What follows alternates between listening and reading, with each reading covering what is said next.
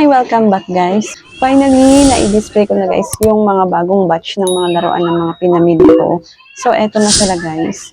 So, ngayon, as usual, ipapakita ko sa inyo guys kung paano ko siya display and ano yung naging itsura niya dito sa tindahan ko.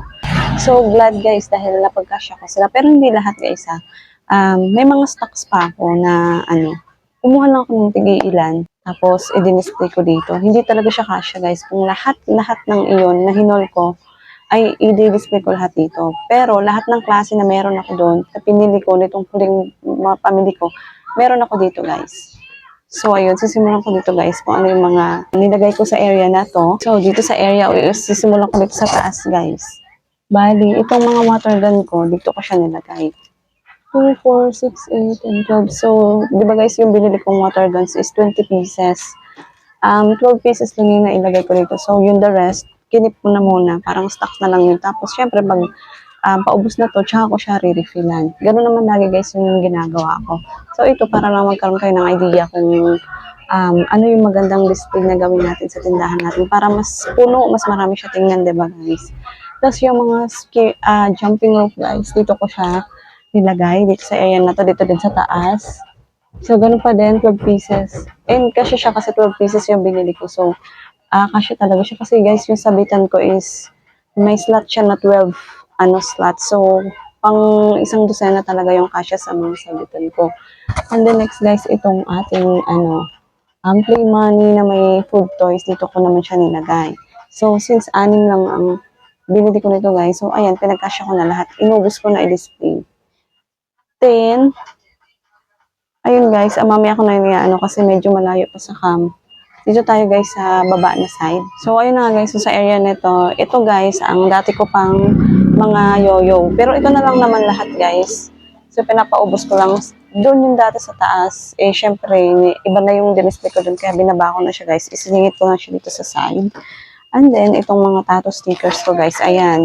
Diyan ko nilagay, kagaya ng dati, dito din ako naglagay ng mga tattoo stickers. Mas bagay lang kasi siya sa area na to, kaya diyan ko siya nilalagay. Tapos, another surprise toys, dito din, tinabi ko na din. Tapos guys, may mga cards ako dito, yung Skibidi Toilet. Dito ko pa din siya pinwesto, pero mas inayos ko lang siya. And then, itong aking bagong Sanrio cards, ayan, dito ko naman siya pinwesto. Ayan, para puro cards tong side na to. Ayan, di ba guys? Super cute lang siya. Tapos guys, itong baba na to guys, yung sticker, di ba dito ko nilagay? Tinanggal ko na yung sticker, nilipat ko na lang siya dito guys sa baba. Ayan. Ito, medyo kalbo na siya, kaya re-refillan ko na yan. Dadagdagan ko na yan siya guys para mas maganda siya tingnan. Tapos yung mga pugs ko guys, dito ko na lang nilagay. Ayan. Pinagkasya ko siya dyan. Diyan ko nilagay yung mga pugs. So, ganyan yung eksena niya dyan sa side, sa area na yan.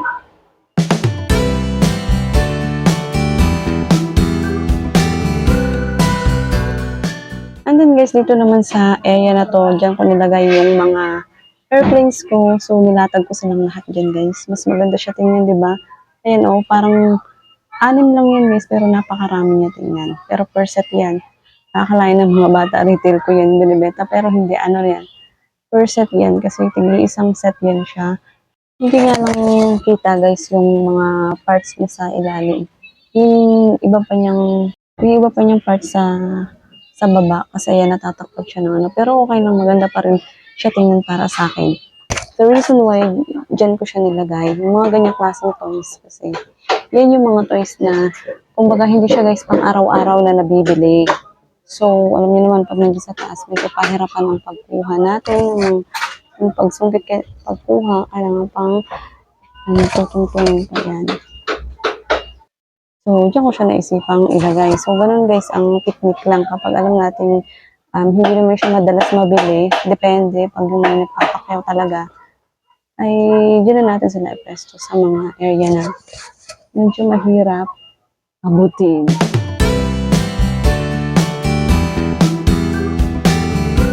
Going on, dito guys, area na to,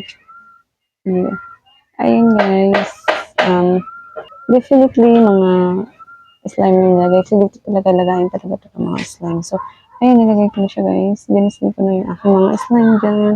Tapos ayan, yung ano natin, dito ko na lang nilagay yung clay na natin dito. So, yun ko na siya. Mas maganda siya tingnan guys. So, ayan. Mas mabilis siya makita, attractive. And then guys, dito sa baba na to, dati nakalagay din yung mga Toronto. Since hindi naman na nabibenta pa kasi hindi nga siya season. So, tinanggal ko na muna yan guys. Para may mapaglagyan ako nito. Kasi sobrang sikat na talaga.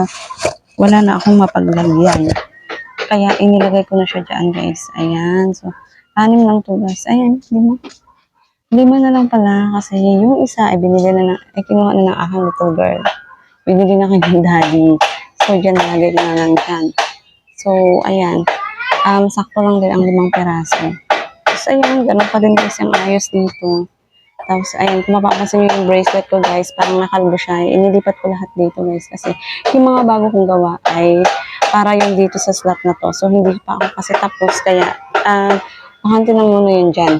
And then, guys, dito sa side na to, guys, dito ko na nilagay yung aking mga bracelet na nabili doon sa shop ng may mga accessories.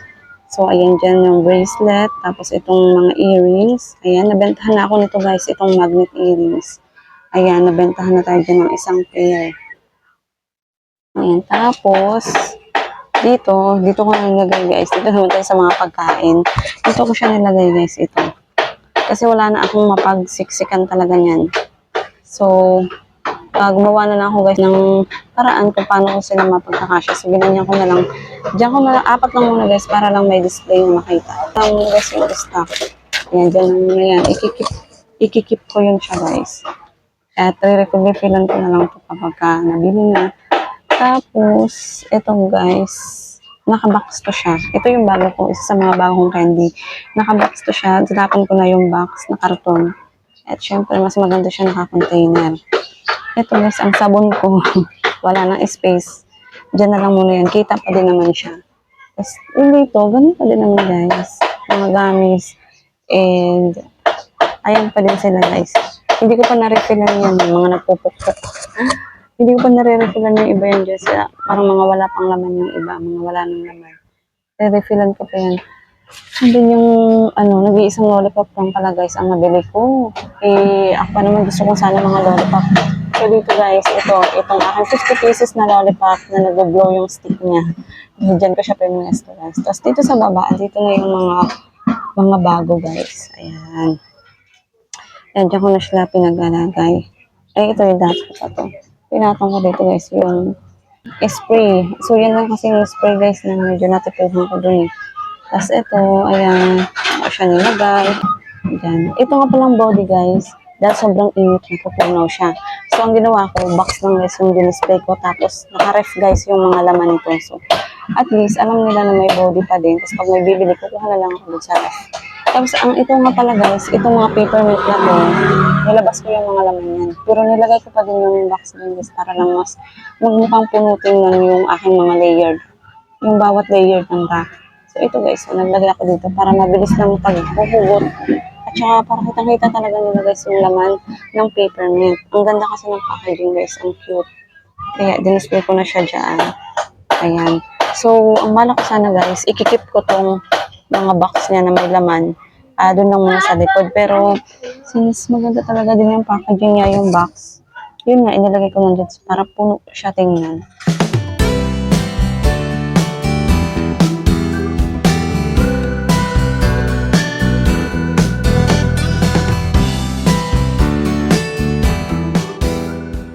So guys, dito naman sa area na to guys, ito naman yung mga inilagay ko dito.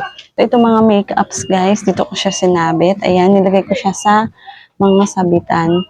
And then, itong cards na scratch card, dito ko rin siya nilagay. Ayan. Tapos itong tao magnet guys, ayan, nakalagay din siya dyan. Ang ginawa ko dito guys, pinagkakat ko siya. And then yung lip balm, dito din, ayan guys. Ay, ito nga pala. Ito guys, pinagkakat ko lang to siya guys. Yung pad mismo, pinat ko siya yung pad. Ayan, para mailagay ko siya isa-isa. Like that, oh. Ayan siya guys, oh. Yan, ganyan yung technique na ginawa ko guys para maisabit ko siya ng paganyan kasi nga space saver kapag ganyan yung ginagawa natin. Tapos lip balm, itong lip balm guys, mahirap siyang butasan kasi masisira yung plastic niya kasi hindi siya nakakarton. Nakabalot lang siya ng plastic. So, ginawa ko guys, nag-DIY ako ng sabitan. Ayan, karton lang yan, ginupit kong ganyan. Tapos, in-stapler ko siya guys, isa-isa. Ayan, diba? Para mas secured lang siya. Tapos, ito guys, kagaya ng ginawa ko dito, itong puzzle. Pinaggugupit ko din yun siya guys. Ayan. Para nakasilog pa din sila, oh. Hindi masira. Tsaka pag may bibili, so, tanggal-tanggal na lang. Ay, hugot na lang ako ng hugot guys. Ayan. Ganito yung ginawa ko guys, oh. Ayan, di ba? Para hindi na, pag yung naka-pad kasi guys, yung, kailangan ko itong tuklapin. So, masisira yung appearance ng mga toys. Kaya, ginanyan ko na lang siya guys. So, pwede niyo yung gayahin, guys. Kasi, maganda talaga, guys, kapag mga nakaganyan. Tapos, glitters. Ayan, nakaganyan. Meron din dito, nilagay ko din. Ito, guys, yung dati kong ano, diyan ko na lang siya nilagay din. Hindi ko siya nilagay dun sa may harapan. Kasi, lahat ng mga, old toys ko, biniland ko dito sa may harapan na screen. So, ito, hinalo ko lang siya dito sa mga bago. Kasi nga, guys, diba, pag nai-expose siya sa sun, nabubutas siya. Sensitive siya. Kaya, ito nga guys, ayun na naman, nabutasan na naman ako ng, talaga siya, dalawa na. Dalawa na siya. Sayang. Di bali, okay, hindi na ako ulit bibili nito. Tapos, itong keychain guys na books, ayan. Yung para siyang katleya. Ayan. Ang ganda guys, oh. Naiaayos ko siya ng lagay kasi nga, sa pads, ang ganda na talaga ng packaging niya. Kaya hindi na ako nahirapan. Then, yung pamaypay, andito din. Tapos yung sabihin na natin part ba, dito ko na din nilagay. Eraser, ayan. Ang eraser, guys, in-stapler ko din siya. Ito yung mga ganitong balot na mahirap siyang butasan lang kasi madadamage yung plastic. Kaya, yung mga ganyan ay kailangan naka-stapler. Also dito, guys, ganun din. Ay, no, ito pala, kinat ko mismo yung pinaka-pads niya. Para, ayan, hindi ko na kailangan pagtutuklapin to siya, guys. Teka, malabo. Ito siya, guys. Ayan siya. So, ginanyan ko na lang siya, guys. Ayan, oh. So, nakapad mismo yan. Kinapit ko yung mismong pad habang nakalagay dyan yung mga products. Ayan. Tapos guys, dito sa side, ito, wala na akong mapagwestohan.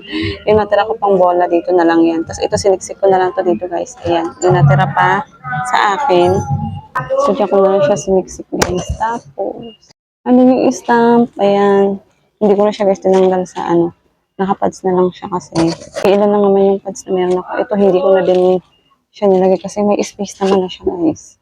Kasi kung igaganyan ko lahat, magiging makakalbo na to tingnan. And wala lang daw sabitan. Kaya ayan, ganyan na lang siya. Tapos ayan, aking mga ipis-ipis dyan, mga insects. Ito, mato-mato, yung cars dito na yan sa baba. Nilagay, ayan, keychain. So, ayan lahat guys ang nakalagay dyan sa area na yan.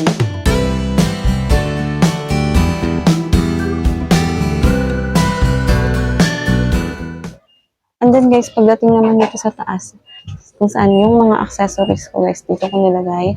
Ayan, yung mga hair accessories, yan ko lahat nilagay. Tapos, ito yung mga bago ko guys, ayan, nakalagay dyan. Ayan siya. So, hindi ko siya guys pala tatanggalan ng plastic kasi ang bilis mag-alikabok nito sa tindahan. Kaya ayan, para lang yung siya, hindi siya madumihan. Ayan. Then yung headbands, ayan, mga nakaganyan siya guys. Hindi yung mga sombrero ko. Makapiright ako nito ito. Tapos ayan, ito yung aking clamps. Yung aking mga kitchen. Ayan, nakaganyan siya dyan. Ayan, kurog, nakaganyan siya dyan. So, ayan. Yung lahat yung mga accessories ko guys. Yung iba lang guys, dito ko nilagay. Para mas kita lang siya agad. Diba? So, ayun. Guys, di ba meron akong tape? Eto guys, ayan. Wala na talaga akong mapaglagyan dun sa mga area na yun guys. So, dito ko na lang nilagay sa screen. Pag ganyan na lang siya guys. Kita pa din naman yun siya guys. Kitang-kita yan doon sa labas. Tapos yung aking dalawang heart na may mga rings. Wala na silang pwesto doon, kaya dyan na lang sila. Ayun. Tapos, ang lahat ng mga old toys ko guys na pinapaubos ko na lang is dito ko nilagay lahat sa harap para sila yung una-una makikita. Diyan siya guys. Ito yung pinaka-gate namin. And then dito sa screen na to, diyan ko lahat nilagay. Yung mga old toys na meron pa ako. So, ayan. Hoping na maubos na yan. Pero hindi naman na yan marami guys. Ganyan na lang naman. Unti-unti na yung mauubos. So, you think guys, okay naman yung posisyon ng mga laruan ang pagkakaposisyon ko sa mga laruan. Masingit pa nga pala guys, yung iba dito, naubusan ako ng hook, kaya yung ginawa ko guys, nag-DIY na lang ako ng, gumawa na lang ako ng way kung paano ko sila maisabit yung iba. Wala na akong mga hook guys, kaya kung makapansin nyo ito guys, oh. Ayun, yung mga play na yun guys, wala na mga hook yun. Ginawan ko yun ng tali, ayan. Kita nyo ba? Yung mga nakatali na yan siya guys. Hindi yan mga nakahook. So, yung ito, saan na yun? Ito guys, ito, hindi na to nakahook. Tinali ko na ito sa straw. So, ganun lang yung way para maisabit ko pa din siya kahit naubusan na ako ng mga hook. So, ngayon, isip-isip lang talaga ng mga paraan. Way para maging maayos at maganda yung pagkakadisplay. Maganda kasi siya kapag naging organized ng maayos yung tindahan natin. Kahit maliit siya, kapag ganun ang ayos ng tindahan, magiging catchy siya guys sa mga customers natin. Sana nag-enjoy kayo guys to watch this video and happy selling sa ating lahat.